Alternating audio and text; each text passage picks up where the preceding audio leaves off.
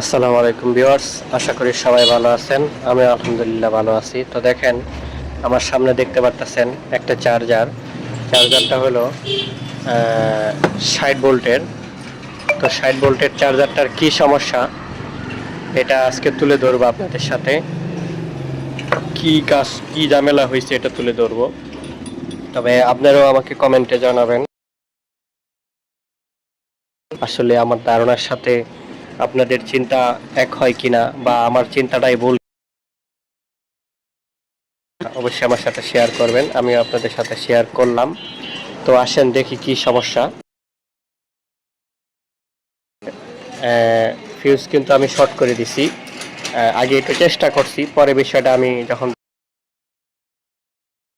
আপনাদের সাথে শেয়ার করি। তো দেখেন, আমি এখানে গার্ড দিতেছি, আপনি লক্ষ্য করেন। আমি 3টা মারলাম, 4টা মারলাম, 4টা গার্ড মারছি, এখন পর্যন্ত পাওয়ার আসে নাই। 5টা মারছি, 6টা মারছি,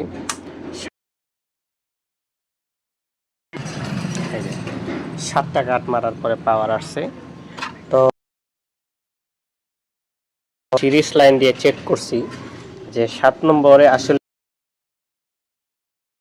খারাপ থাকলে কিন্তু এই দেখা গেছে যে ভলিউম সবগুলা কাজ করে না, কিছু কাজ। কিন্তু আসলে এরকমটা এখানে হয় নাই। আমি এখানে যখন 7 নম্বর গার্ডে, এই গার্ডে যখন ভোল্টেজ পায় না, কিন্তু এখানে যখন দেই তখন ঠিকই ভোল্টেজ পায়। কিন্তু এইখানে বাকি 1 2 পরীক্ষা করে দেখলাম ভোল্টেজ কোথাও পায় না। তার মানে ভলিউম ঠিক আছে।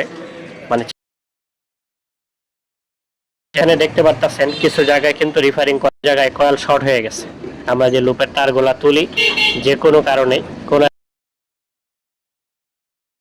শর্ট হয়ে থাকার কারণে এখান থেকে কোনোটাই কিন্তু পাইতেছে না, তো পাবে না। এটাই কিন্তু শিওর, যারা কাজ করি আমরা যতটুকু বুঝি। তো আমি এটা খুলব।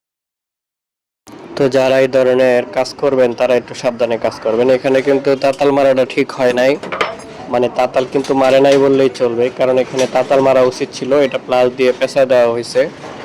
তো প্লাস দিয়ে পেঁচায় দেওয়ার কারণে আসলে এখানে ঠিকমতো কালেকশন পায় নাই। তো আমরা এই ধরনের কাজ থেকে বিরত থাকবো, যেন এই ধরনের কাজ না করি। কারণ এই ধরনের কাজ করার ফলে যেমন আপনি নিজেরও ক্ষতি হইলো, যার কাজ করলে তার তো ক্ষতি হইলই। সে কিন্তু ঠিকই কাজটা 2 দিন পরে বুঝতে পারবে যে আসলে এই কাজটা ঠিক করেনি মিস্ত্রি। তো ঠিক আছে, সবাই ভালো থাকবেন। তো সবশেষে একটা কথাই বলতে চাই, যদি আমার ভিডিওটা ভালো লাগে আপনারা সাবস্ক্রাইব করে রাখবেন যদি আমার চ্যানেলে নতুন হয়ে থাকেন। আর কী ধরনের ভিডিও চান, এই ধরনের ভিডিও কমেন্টে জানাবেন, চেষ্টা করবো আপনাদেরকে ওই ধরনের ভিডিও দেওয়ার জন্য। তো ঠিক আছে, আর বেশি কথা বাড়ালাম না, আজকের মতো এখানে বিদায় নিলাম। আসসালামু আলাইকুম।